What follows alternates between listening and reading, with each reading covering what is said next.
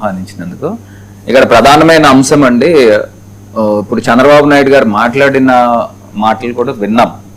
2014లో assembly సాక్షిగా మీరు అమరావతిని ఒప్పుకున్నారు, ఇప్పుడు ఏదో రోజుకు ఒక మాట అని చెప్పారు. బాగుంది.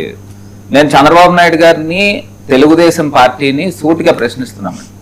2014లో మీరు బీజేపీతో పొత్తులో ఉన్నారు, ఆంధ్రప్రదేశ్ రాష్ట్రం అన్యాయంగా విభజించబడింది.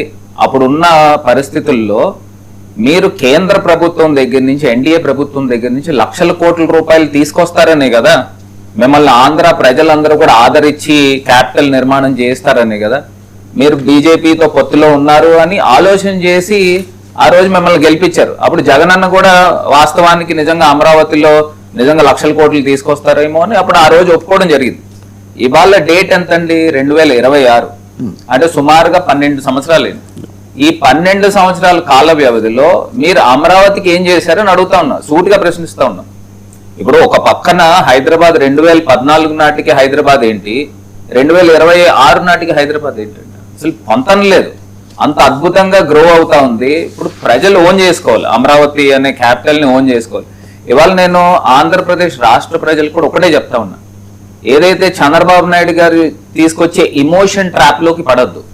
ఇప్పుడు అమరావతి దేవతల రాజధాని రకరకాలుగా చెప్తున్నారు, ఇంద్రుడు అంటున్నారు, కాసేపు ఏమో ఐరావతం అంటున్నారు, ఇవన్నీ చెప్తున్నారు. కానీ వాస్తవ పరిస్థితులు ఏంటి? అది వర్షం వస్తే ముంపు గురవుతా ఉంది. నేను క్లియర్ గా చెప్తానండి, అమరావతి రాష్ట్రం, అమరావతి క్యాపిటల్ అనేది ఒక వైట్ ఎలిఫెంట్ లాగా అవబోతా ఉందండి. ఇప్పుడు ప్రపంచంలో మీరు ఏ రాజధాని అనేది తీసుకోండి, రాజధాని ప్రాంతంలో ఇప్పుడు దాకా రిజర్వాయర్ కట్టిన పరిస్థితులు ఎక్కడైనా ఉన్నాయండి? ఇప్పుడు దాకా నాకు తెలిసి 3-4 రిజర్వాయర్లు కడతా ఉన్నారు. అసలు క్యాపిటల్ ఎప్పుడు అవుతుంది? ఇప్పుడు నిజంగానే గనక అక్కడ ఒక భూమ్ అంటూ క్రియేట్ అవుతే అందరికన్నా ముందు వివిధ ప్రాంతాల నుంచి రియలేటర్స్ వచ్చి అక్కడికి వచ్చి వ్యాపారాలు చేస్తారు, కన్స్ట్రక్షన్ స్టార్ట్ అవుతుంది. ఇప్పుడు నేను ఒకటే అడుగుతున్నానండి, ఇప్పుడు అమరావతి ప్రాంతంలో 29 గ్రామాలు ఎన్నో తీసుకుని ఉన్నారు. ఈ గ్రామాల నిమిత్తము అక్కడ ఎన్ని లక్షల మంది ప్రజలు ఓన్ చేసుకుంటా ఉన్నారు. అదంతా కూడా గ్రీన్ ఫీల్డ్స్. గ్రీన్ ఫీల్డ్స్ మీరు ఇప్పుడు తీసుకుని వచ్చి మీరు కట్టి ఎప్పుడు అవుతుంది? ఇది అమరావతి ప్రాంతము. రెండోది జగన్మోహన్ రెడ్డి గారు ఆయన ప్రపోజల్ ఫస్ట్ సరే వైజాగ్ అనుకున్నాం. ఇప్పుడు మన స్టేట్ కు ఉన్న అద్భుతమైన సిటీ విశాఖపట్నం, అన్డౌటెడ్లీ ఒక కాస్మోపాలిటన్ కల్చర్ ఉంది. సరే 2024 ఎన్నికల్లో ప్రజలకి మేము కన్విన్స్ చేయలేకపోయినాం. సరే ఇప్పుడు విజయవాడ గుంటూరు ప్రాంతాన్ని ప్రజలు కోరుకుంటా ఉన్నారు. సో ఆ ప్రాంతానికి సంబంధించి మచిలీపట్నం అనేది ఒక పోర్ట్, అద్భుతమైన సీ పోర్ట్ ఉందండి. ఇప్పుడు ఆ సీ పోర్ట్ ప్రాంతంలో నిజంగానే గనక అటు కిందన చెన్నై ఉంది, పైన కోల్కతా ఉంది. ఈ 2 పెద్ద సిటీస్ కి మధ్యలో మన మావిగన్, మచిలీపట్నము ప్లస్ విశాఖపట్నం, ఈ 2 పట్టణాలు వచ్చినప్పుడు నిజంగా మీరు ఒక్కసారి సుదీర్ఘంగా మీరు పాలిటిక్స్ లో కూడా ఫాలో అవుతున్నారు కాబట్టి, మొన్న ప్రధానమంత్రి గారు నరేంద్ర మోడీ గారు తెలంగాణ ముఖ్యమంత్రి ఆయన సమక్షంలో రేవంత్ రెడ్డి గారు ఏం చెప్పారండి, నాకు మచిలీపట్నానికి ఎక్స్ప్రెస్ హైవే రోడ్ కావాలన్నారు, 10 లైన్ ఎక్స్ప్రెస్ హైవే రోడ్ కావాలి. పక్కనున్న రాష్ట్ర ముఖ్యమంత్రి మచిలీపట్నం యొక్క పొటెన్షియాలిటీ గురించి ఆయన గుర్తించాడు.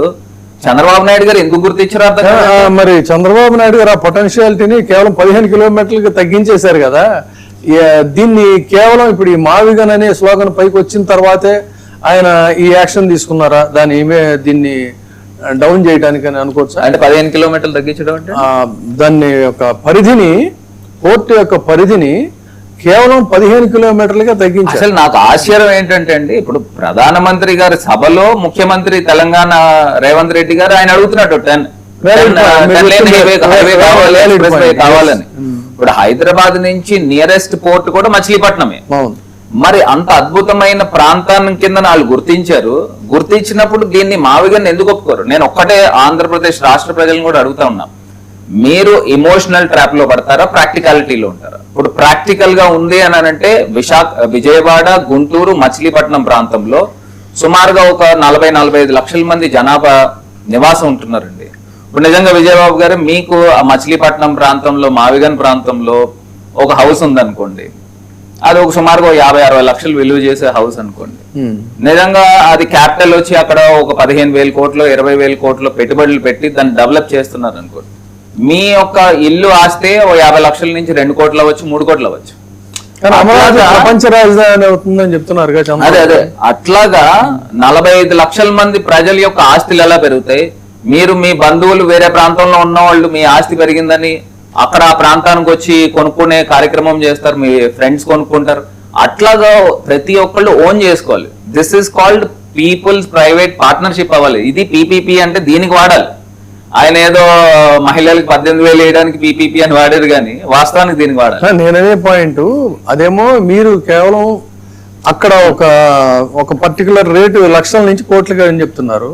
బట్ అమరావతి ప్రపంచ రాజధాని అని చెప్తున్నారు. ప్రపంచంలో ఉన్నటువంటి వాళ్ళందరూ వచ్చుకుంటారేమో. నేను అదే అడుగుతున్నానండి. నిజంగా అవకాశం లేదంటారు. నిజంగా బ్రాండ్ చంద్రబాబు నాయుడు గారే అనుకోండి. ఈయన నారా లోకేష్ గారు ఎప్పుడు చెప్తా ఉంటారు కదా, ఆంధ్రప్రదేశ్ కి బ్రాండ్ చంద్రబాబు నాయుడు గారు. అసలు అమరావతి ప్రాంతం ఎందుకు డెవలప్ కాలేదు? ఎందుకు ప్రజలు ఓన్ చేసుకోవట్లే? హైదరాబాద్ నుంచి ఉన్న తెలుగు వాళ్ళు కూడా అక్కడ అమరావతిలో వచ్చి పెట్టుబడులు పెట్టాలి కదా, ఎందుకు పెట్టట్లేదు? 12 సంవత్సరాలు అయింది. నిజంగానే అక్కడ అది ఒక సింకింగ్ షిప్ లాగా అవ్వబోతా ఉందండి. ఇప్పుడు మనం భావితరాలు భవిష్యత్తును దృష్టిలో పెట్టుకుని ఏ నిర్ణయం అయినా తీసుకోవాలి. ఇప్పుడు నిజంగా మనం మనుషులు అన్నాక ఒక 10 అంశాల్లో ఒక 6-7